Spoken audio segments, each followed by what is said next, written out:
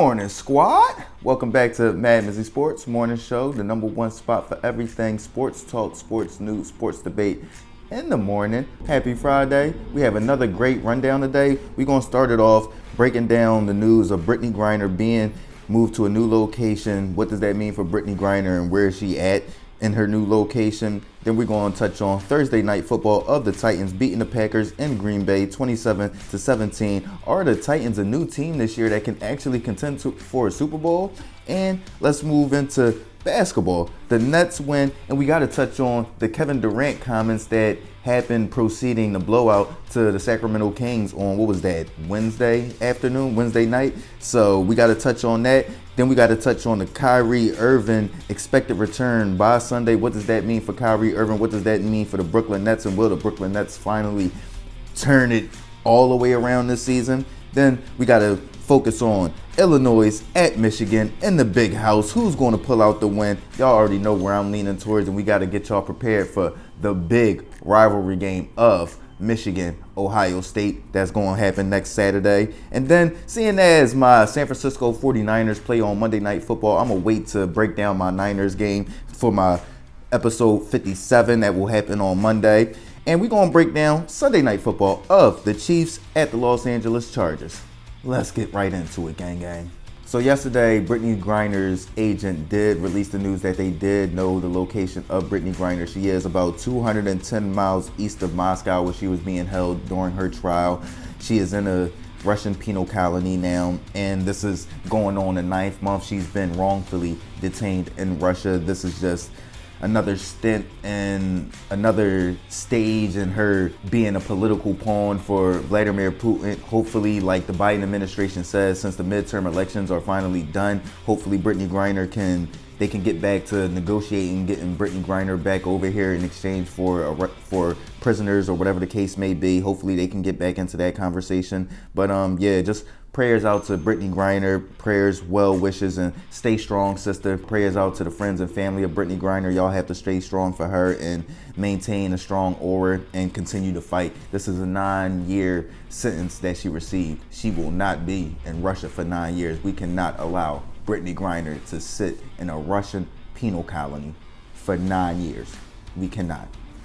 Prayers out to Brittney Griner and her friends and family. Let's move on to Thursday night football. I went out on a limb yesterday and I said, man, the Packers, they gonna come out there, they gonna execute better in the red zone. They gonna be a little bit more explosive, get Christian Watson more involved, which they did. I got that one right. Christian Watson did have another tubby yesterday, but I did not get it right with them being more explosive and had better execution in the red zone. When you look at that game yesterday, honestly, outside of the interception from Ryan Tannehill and then the turnover on downs where they went for it on 4th down, the Titans couldn't be stopped yesterday. And it wasn't even just too much of King Henry. King Henry had 28 carries, 87 yards. Shout out to King Henry being the first running back to pass 1,000 yards rushing this season. But yeah, it wasn't a bunch of King Henry. It wasn't like he went out there, had 150 yards, 200 yards, 2 tubbies, and just was unstoppable. It was just methodical, complimentary football. When you look at the game that Ryan Tannehill had, though, 22 for 27, 333 yards, 2 touchdowns, that one bad interception. But he was just efficient yesterday, kept the ball moving, getting first downs. And yeah, I like what I've seen from Ryan Tannehill, what I've seen from the Packers. I feel like the Packers next year are going to be a very dangerous team. I like what I've seen as far as just like leadership from Aaron Rodgers. You think about just their defense. They don't have Rashawn Gary out there. Jair Alexander was out there doing his thing, but it's not too much you can do as a cornerback. So, I mean, I feel like they're going to revamp that defense. That defense is going to come back and be a lot stronger next year. And then what we're going to expect out of Romeo Doubs and Christian Watson is just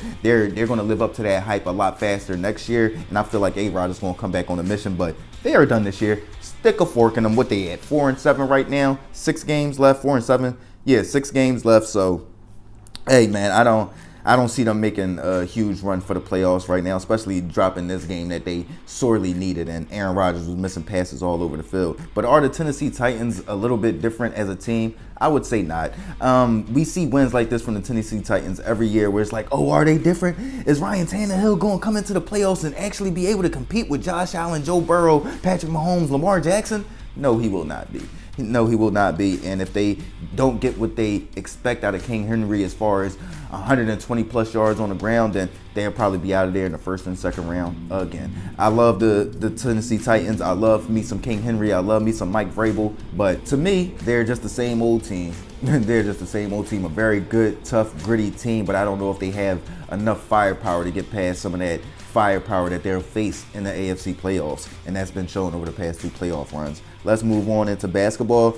After the Wednesday night loss to the Sacramento Kings, Kevin Durant had an interview with Chris Haynes. Shout out to Chris Haynes. He out there getting all the exclusives. And man, he's just blowing up as far as a reporter and journalist in the NBA world. Shout out to Chris Haynes. But he had an interview with Chris Haynes in which he expressed his reasons for requesting a trade and this, that, and the third. I really want to focus on his comments on the starting lineup and how is that going to affect the team.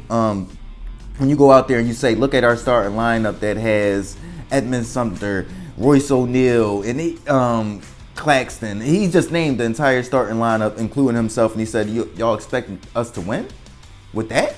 Just because I'm out there, and it's just like, yes, bro. You feel what I'm saying? Like, yes, that's our expectations. You are one of the top players in the NBA. But to me, the team didn't react too poorly to it. I don't know what it was. They bounced back, had a great win yesterday against the top seed in the West right now, the Portland Trailblazers, with Damian Lillard out there. So there's no excuses. You get 35 from Durant, 15 to 13 from Ben. So, I mean, I don't know. Maybe the teammates reacted well to it. Maybe they like, man, bro, we can ball. You tripping, bro. So, I don't know, man. I didn't like the comments from Kevin Durant. I don't like you throwing your teammates under the bus and then trying to say, oh, what y'all expect me to carry this team? It's like, yes, bro. Like, what are you talking? Like, I'm lost on what your point is and you saying that. You get what I'm saying? Like, yes, bro, you get paid, what, $35-40 million a year to carry the franchise, to carry the team. Royce O'Neal ain't getting $30 million a year. Edmond Sumter ain't getting $30 million, $40 million a year. Come on, bro. Yes, there's expectations to carry a team when you're considered to be the best player or a top 3 player in the game right now.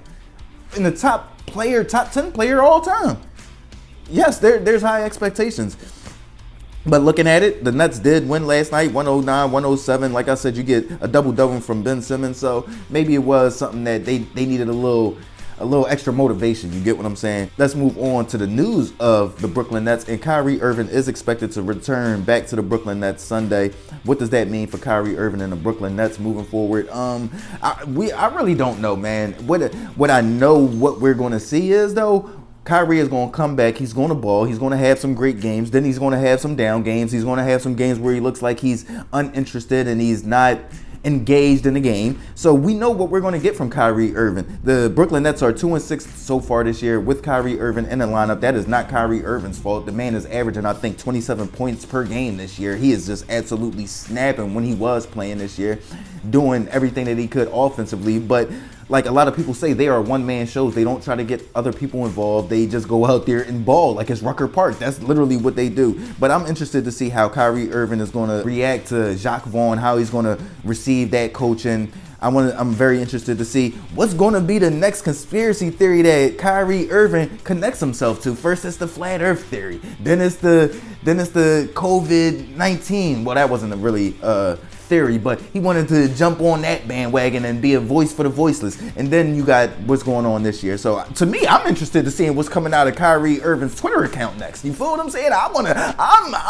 I'm very much interested in seeing where Kyrie's mind is going to drift to after a few weeks or a month back of playing basketball. That's what I'm thinking, because we all know that's been proven as well. Kyrie is going to bring up some extra non-basketball stuff, and I'm very interested in seeing what that's going to be. Let's move on now. Let's move on to college football. Saturday, 12 noon in the big house. We got Illinois at Michigan. What do I see from this game? I'm looking at this game and I'm breaking it down. I'm breaking down the numbers. I'm looking at it. Dang, Illinois is 7-3. They only give up 85.9 yards per game on the ground. You know my Michigan Wolverines is a ground and pound team with the front runner for the Heisman, Blake Corum, in the backfield at running back. But we are the best second half football team in college football this year, and I feel like it's going to start off with us kind of feeling out the fight. You get what I'm saying? We're going to come in like a Vasily Lomachenko. We're going to come in like a Floyd Mayweather. We got to fill out the opponent. We got to see how you trying to attack us. You feel what I'm saying? And then that's when the counters come. Oh, boom. Oh, boom. Oh, boom, boom, boom, boom. You feel what I'm saying? That's when the second half going to come. And that's when haymaker counter punches is going to come from the backfield, from the running game, from Donovan Edwards, from the Heisman candidate, Blake Corum. And I see us running away with it again in the second half, 45-17 against Illinois. This is a great test. I feel like Michigan knows it's a great test, and it's a game that we cannot overlook as we get prepared for the Ohio State game next week. We cannot overlook this Illinois team, because this Illinois team will be quick to upset us in the big house right before Ohio State. Let's go for an undefeated season this year, Wolverines. Let's stay focused on this game right here, and then we'll punch those Buckeyes in the mouth next week, okay? Let's get this dub, then punch the Buckeyes in the mouth next week.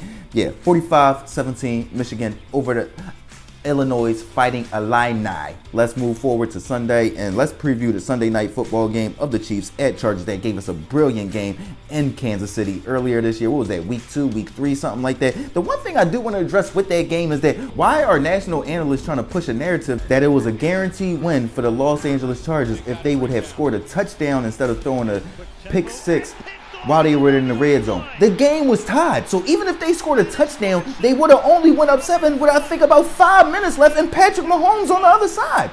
That wasn't a guaranteed dub. What are you talking about? Them throwing that interception sealed it up for the Kansas City Chiefs, because you had the Chargers. They got to come back down. They didn't do nothing the next drive. It was a lot of stuff that went into it. So that wasn't a guaranteed Vic if they score that touchdown in that critical situation instead of throwing a pick six. It puts them ahead, but they're giving the ball right back to Patrick Mahomes. But let's break down this game. I'm looking at this game. The Chargers do need this game to keep pace with the Chargers right now. The Chiefs are 7-2 right now, and then the Los Angeles Chargers are 5-4. So they have to keep pace. They can't drop to 5-5. Have the Chiefs go to 8-3, and they lose the entire tiebreaker as far as the head-to-head matchup. They can't lose the entire head-to-head matchup. And then you look at the last 2 seasons with the Chiefs and the Chargers. In each of the last 2 seasons, the series has been split. So I feel as though the Chargers will come out there and they'll do the same thing this year, and I think they'll split this series again, 34-24, beating the Kansas City Chiefs in SoFi at home